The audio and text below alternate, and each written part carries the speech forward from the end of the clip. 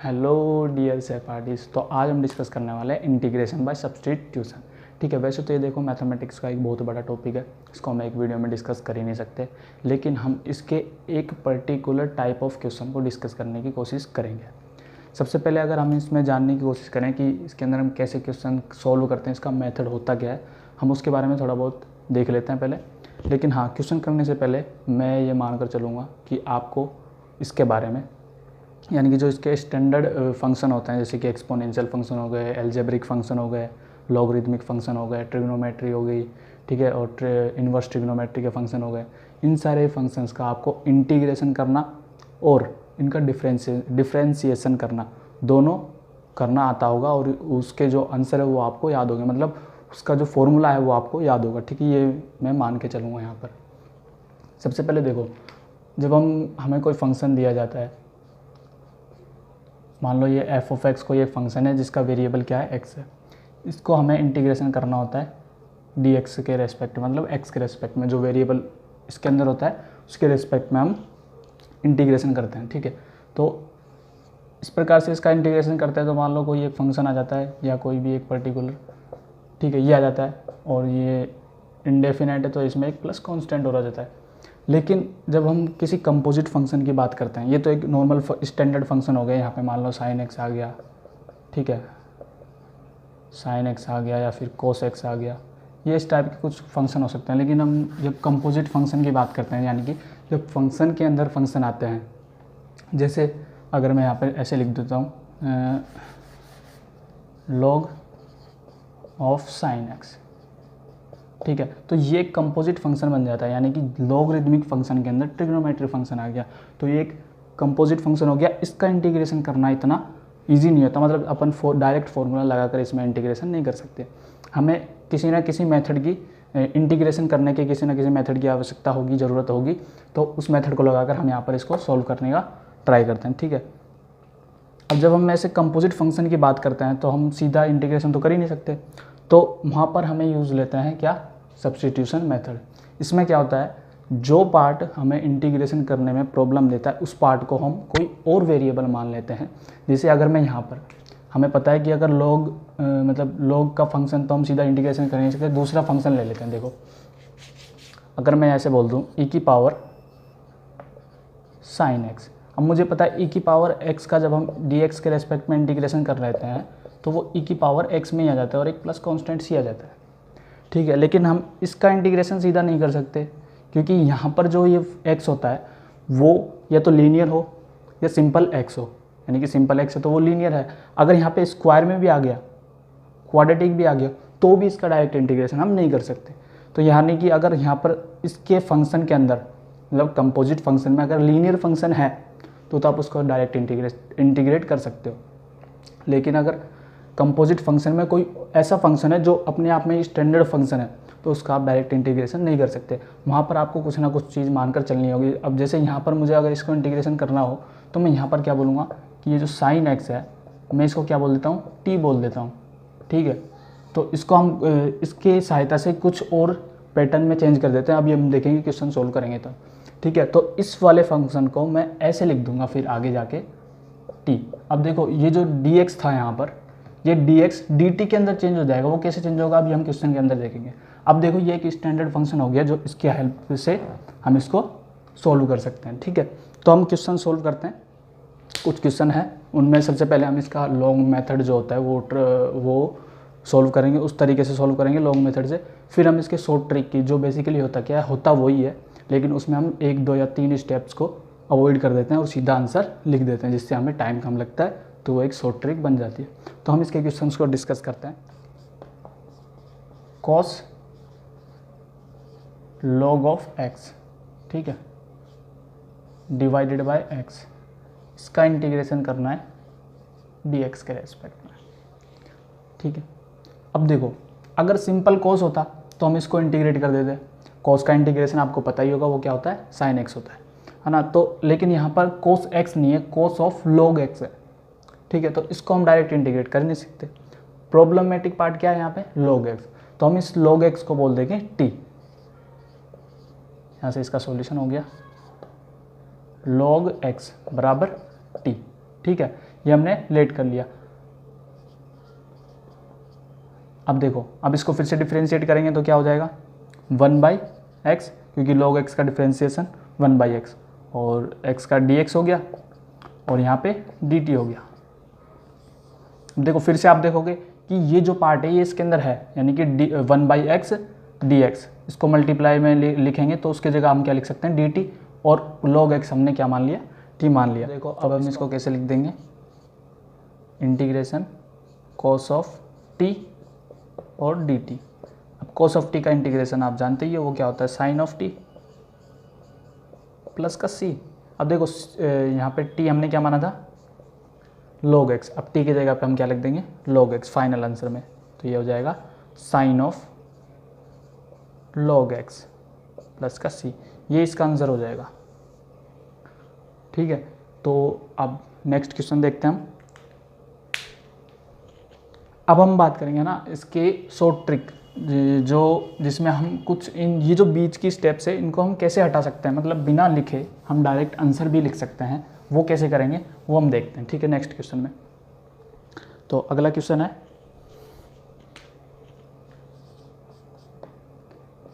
e की power में sine inverse x divided by √1 minus x square, इसका integration करना है। अब देखो अगर सिंपल साइन e की पावर में x होता तो उसको हम इंटीग्रेट कर देते, वो क्या होता, वो एज इट इज आ जाता e की पावर x। ठीक है, लेकिन यहाँ पर क्या आ रहा है साइन इनवर्स x। अब या तो देखो आप इसको लॉन्ग मेथड से सॉल्व कर दो, यहाँ पे आप साइन इनवर्स x को क्या मानो t मान लो, उसको डिफ्रेंशिएट करोगे तो 1/1 में √1 माइनस एक्स स्क्वायर आएगा, और फिर dx, तो उस 1/1 माइनस अंडर के अंदर 1 माइनस एक्स स्क्वायर को dx को हम क्या बोल देंगे dt बोल देंगे, और यहाँ पे e की पावर t आ जाएगा, तो e की power t dot dt, e की पावर t का इंटीग्रेशन e की पावर t, और t की जगह पे फिर से हम साइन इनवर्स x पुट कर देंगे। ठीक है, या तो आप इसको ऐसे कर लो, या देखो अब एक लाइन सुनना ध्यान से आप, अगर कोई स्टैंडर्ड फंक्शन आपको दे रखा है और उसके अंदर कंपोजिट फंक्शन भी प्रेजेंट है, मतलब फंक्शन के अंदर फंक्शन है और जो फंक्शन आपको अंदर दे रखा है उसका डिफ्रेंशिएशन पूरे क्वेश्चन में भी मौजूद है, मतलब जैसे अगर मान लो आपको f ऑफ gx कोई फंक्शन दे रखा है, ठीक है, f ऑफ gx एक कंपोजिट फंक्शन हो गया, ठीक है, और इसका डिफ्रेंशिएशन ही किसका अंदर वाले फंक्शन का डिफ्रेंशिएशन आपको उस क्वेश्चन में दे रखा है और ऐसे बोल रहा है इसका इंटीग्रेशन करो।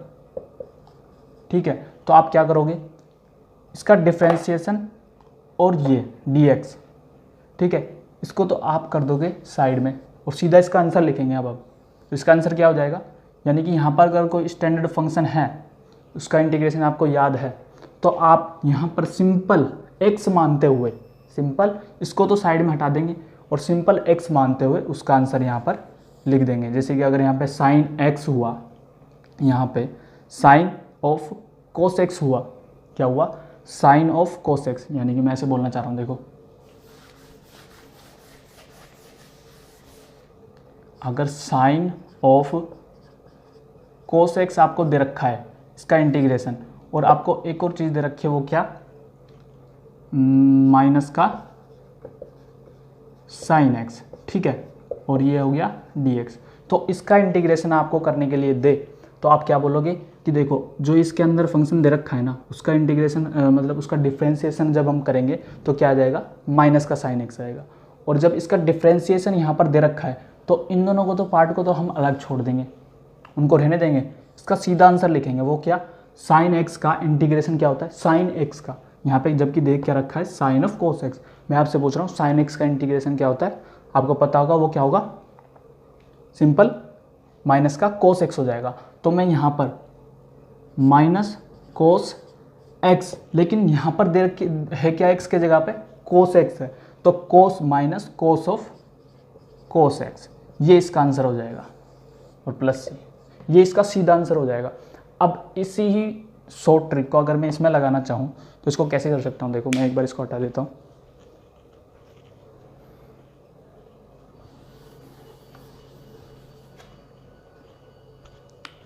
तो देखो यहाँ पर हमें पता है साइन इनवर्स x का जो डिफ्रेंशिएशन होता है, यानी कि साइन इनवर्स एक्स का डिफ्रेंसिएशन जब हम करते हैं तो क्या आता है 1 अपॉन में under root 1 minus x square. ठीक है, तो अब देखो हमें दे रखा है 1 यानी कि 1 अपॉन में under root 1 minus x square, ये है। इसको हम छोड़ देंगे इसके साथ में, इसका इंटीग्रेशन करेंगे हम सीधा। कैसे? ई की पावर में x, यानी कि ई की पावर में जो स्टैंडर्ड फंक्शन होता है ना, ई की पावर में x वाला या ई की पावर में t, जो भी आप वेरिएबल लेना चाहो, उसका हम सीधा इंटीग्रेशन करेंगे। यानी कि इसका इंटीग्रेशन क्या हो जाएगा, ई की पावर x, ई की पावर x के जगह पर यहाँ पर क्या है साइन इनवर्स x, तो साइन इनवर्स x लिख देंगे यहाँ पे प्लस का c, ये इसका आंसर हो जाएगा। अच्छा, अब अगर आप चाहो कि इसको लॉन्ग मेथड से सॉल्व करते हैं तो देखो इस साइड में हम इसको लॉन्ग मेथड से भी सॉल्व करते हैं, फिर देखते हैं इसका आंसर क्या आता है।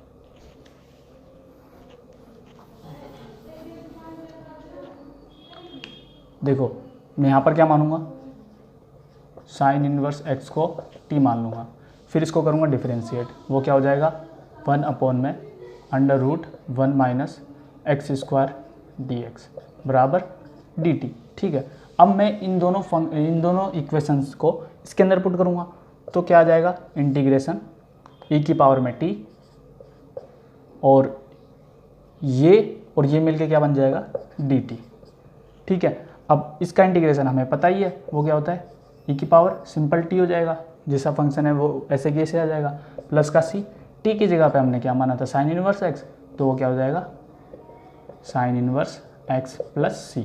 तो ये इसका आंसर हो जाएगा। जो दोनों आंसर देखो आप सेम निकल के आएंगे, तो आप चाहे शॉर्ट ट्रिक से कर लो या लॉन्ग ट्रिक से कर लो, आपकी चॉइस है। ठीक है, तो अब नेक्स्ट क्वेश्चन देखते हैं।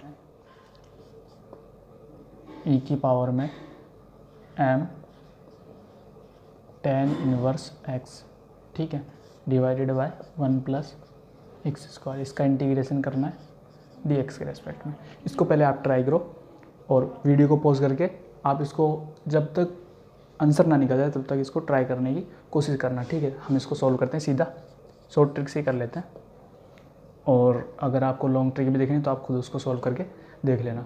ठीक है, देखो मेरे को यहाँ पे सीधा सीधे दिखाई दे रहा है कि अगर मैं इसको डिफ्रेंशिएट करता हूँ, क्योंकि अगर e की पावर में सिंपल x होता तो फिर हम उसको सीधा सीधा इंटीग्रेट कर देते, लेकिन यहाँ पर e की पावर में m, यहाँ पर m क्या है कांस्टेंट है, कोई भी एक नंबर, ठीक है 2 3 4 5 कुछ भी हो सकता है। तो इसको मैं इंटीग्रेशन करूँगा तो इसका सीधा सीधा इंटीग्रेशन नहीं हो सकता, यहाँ पे मुझे tan इनवर्स x को t मानना होगा, और फिर tan इनवर्स x को डिफ्रेंशिएट करेंगे तो क्या आ जाएगा 1 अपॉन में 1 प्लस एक्स स्क्वायर आ जाएगा, ये जो नीचे दे रखा है देखो। ठीक है, और फिर dx हो जाएगा, तो 1 अपॉन में 1 प्लस एक्स स्क्वायर dx को हम छोड़ देंगे ऐसे कि ऐसे, इसको मान लेंगे एक लीनियर फंक्शन की तरह, x मान लो t मान लो कुछ भी। ठीक है, तो ये कुछ ऐसा बन जाएगा e की पावर में m ऑफ, अगर मैं t मानूंगा तो ये कुछ ऐसा बन जाएगा। ठीक है, यहाँ पे ये जो m है वो कांस्टेंट है, ठीक है, और ये हो जाएगा dt, ये क्या हो जाएगा dt। तो इसका इंटीग्रेशन सिंपल हो जाएगा e की पावर में m ऑफ t प्लस का c, और एक नीचे m से डिवाइड और करेंगे क्योंकि यहाँ पर एक ये लीनियर फंक्शन हो गया। ठीक है, और हम t की वैल्यू रख देंगे, वो क्या होगी e की पावर में m tan inverse x divided by m plus का c, ये इसका आंसर हो जाएगा। ठीक है, मैं इन दोनों स्टेप्स को भी हटा सकता था, लेकिन आपको इजीली समझ में आ जाए इसलिए मैंने ये दोनों भी स्टेप्स लिखे। आप इसको लॉन्ग मेथड से भी ट्राई कर लो, आंसर यही आएगा। नेक्स्ट क्वेश्चन पे चलते हैं हम। अब वीडियो को पॉज करके आप खुद इसको ट्राई करने की कोशिश करना। ठीक है, e की पावर x अंडर रूट में 1 प्लस e की पावर x, इसको इंटीग्रेट करना है dx के रेस्पेक्ट में।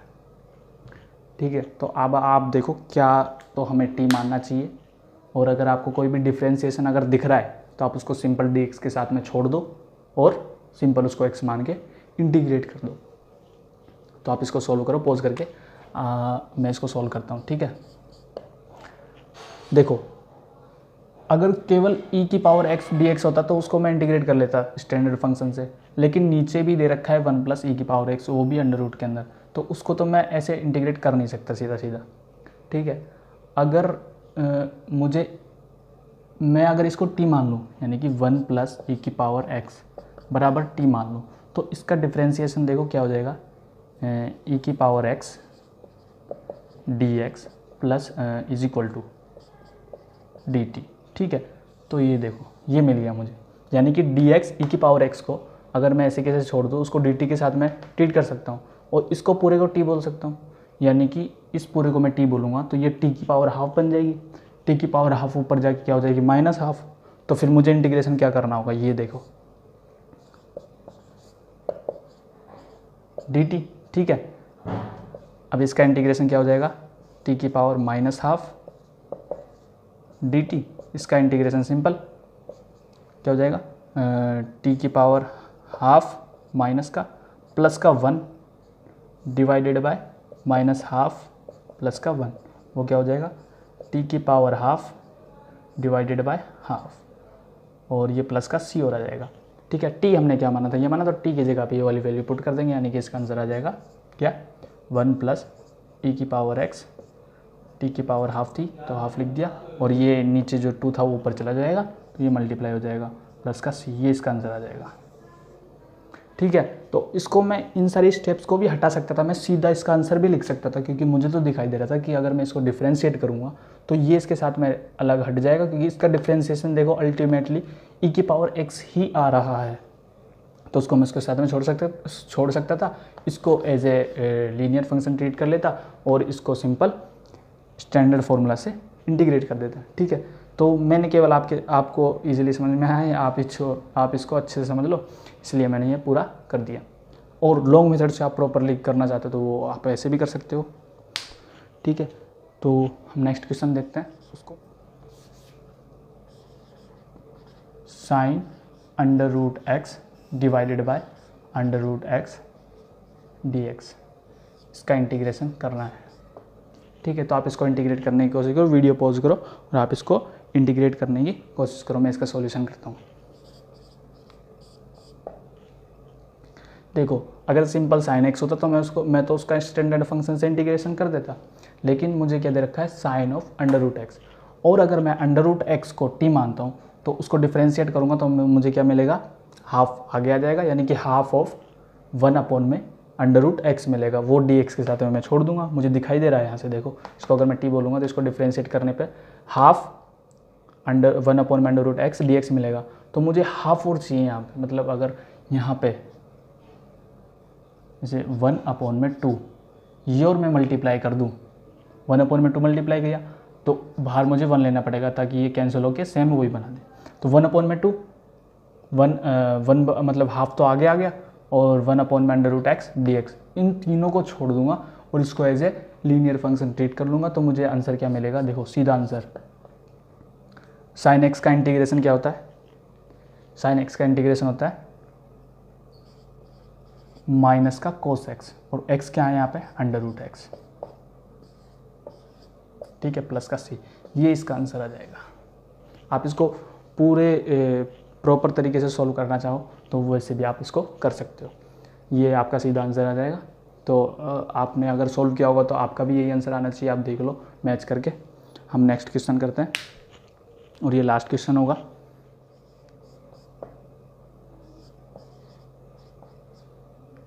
sec x log of tan x plus sec x, ठीक है। इसको आप जब तक ये सॉल्व ना हो, इसको आप सॉल्व करने का ज़रूर ट्राई कीजिएगा, बहुत अच्छा क्वेश्चन है ये। तो अब मैं इसका सॉल्यूशन लिखता हूँ।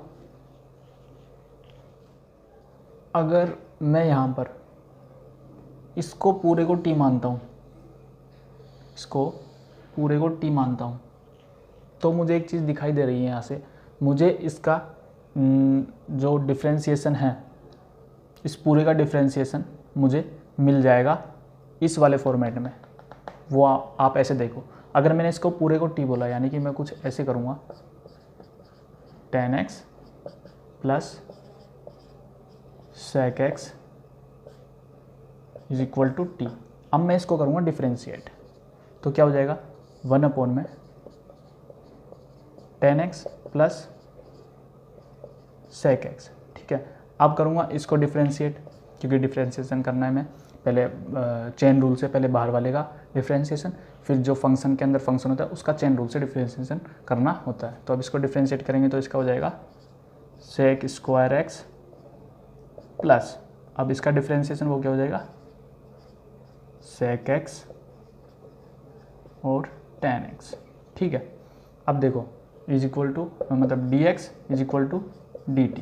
ठीक है, अब देखो इसको मैं कैसे लिख सकता हूँ, यहाँ से अगर मैं sec x कॉमन ले लेता हूँ, यानी कि ऊपर से ले लिया sec x कॉमन, तो मेरे पास में देखो यहाँ से एक sec x बच जाएगा और यहाँ से tan x बच जाएगा, यानी कि sec x plus tan x। ठीक है, और नीचे है मेरे पास में tan x plus sec x, tan x plus sec x। ठीक है, तो इससे ये कैंसिल आउट हो जाएगा और यहाँ पे dx is equal to dt। तो अब देखो sec x और dx, sec x और dx हमको मिल गया, उसको हम क्या लिख सकते हैं, dt। ठीक है, तो कहने का मतलब ये है कि अगर मैं इसको एज ए t मानता हूँ तो मुझे इसका डिफ्रेंशिएशन मिल रहा है, तो इस पूरे फंक्शन को मैं एक लीनियर की तरह ट्रीट कर सकता हूँ और उसको सिंपल लीनियर मान के इंटीग्रेट कर सकता हूँ। तो इसका डायरेक्ट आंसर अगर मैं लिखूँ, ये तो केवल मैंने आपको डिफ्रेंशिएशन मुझे इसके अंदर मिल रहा है वो बताने के लिए लिखा था। अगर मैं इसका डायरेक्ट इंटीग्रेशन करूँ, इसका आंसर लिखूँ, तो इसका आंसर क्या आ जाएगा, log of tan x plus sec x। ठीक है, अब इसका इंटीग्रेशन क्या होता है, देखो x dx का इंटीग्रेशन क्या होता है, x स्क्वायर बाई 2, तो बस यही होगा इसका इंटीग्रेशन भी, log स्क्वायर बाई 2 प्लस का c, ये इसका आंसर हो जाएगा। ठीक है, आप इसको लॉन्ग मेथड से ट्राई करोगे तो भी यही आंसर आएगा, शॉर्ट से करोगे तो भी यही आंसर आएगा। तो आप आपकी चॉइस है, आप जिस मेथड से करना चाहो उससे कर सकते हो। ठीक है, अब मैं आपके लिए एक होमवर्क के लिए एक क्वेश्चन देता हूँ, वो आपको करना होगा दोनों ही तरीके से, पहले शॉर्ट से करना, फिर उसका आंसर मैच करने के लिए लॉन्ग मेथड ट्राई करना। ठीक है, वेरीफाई करने के लिए कि हाँ हमने जो किया वो आंसर सही है गलत है। ठीक है, e की power under root of x cos e की power under root of x divided by under root x, इसका इंटीग्रेशन करना है dx के रेस्पेक्ट में। आप इसको ज़रूर ट्राई करना। ठीक है, अगर मैं इसका यहाँ पे आंसर लिख ही देता हूँ, ठीक है, आपको ताकि आंसर मैच करने में दिक्कत नहीं हो ना। मैं इसका आंसर अगर लिखूँ तो मैं कैसे कर सकता हूँ इसको, अगर मैं इसको t मानता हूँ तो ये मिल जाएगा, लेकिन अगर मैं इसको t मानता हूँ तो मुझे ये भी मिल जाएगा और ये भी मिल जाएगा, बस एक हाफ चाहिए होगा, तो हाफ को मैं यहाँ पे बना लूँगा, यानी कि मैं इसको कुछ ऐसे लिख दूँगा 2 1/2। ठीक है, e की power under root x cos of e की power under root of x divided by under root of x dx। ठीक है, मैं इसको ऐसे बना लूँगा, तो इसको और इसको एक साथ हटा के इसको सिंपल x की तरह ट्रीट करूँगा, यानी कि कोस ऑफ x का इंटीग्रेशन क्या हो जाएगा, सीधा आंसर लिख देता हूँ मैं ना, 2 कोस ऑफ x का इंटीग्रेशन साइन ऑफ x, यानी कि साइन e की power under root of x plus का c, ये इसका आंसर हो जाएगा। आप इसको ट्राई करना लॉन्ग मेथड से, फिर आंसर ये आना चाहिए। ठीक है, तो मैं उम्मीद करता हूँ कि जो मैंने एक्सप्लेन किया वो आपको समझ में आया होगा। ठीक है, और भी हम ऐसे क्वेश्चन देखते रहेंगे आगे आने वाली वीडियोज़ में। तब तक के लिए पढ़ते रहिए और सीखते रहिए।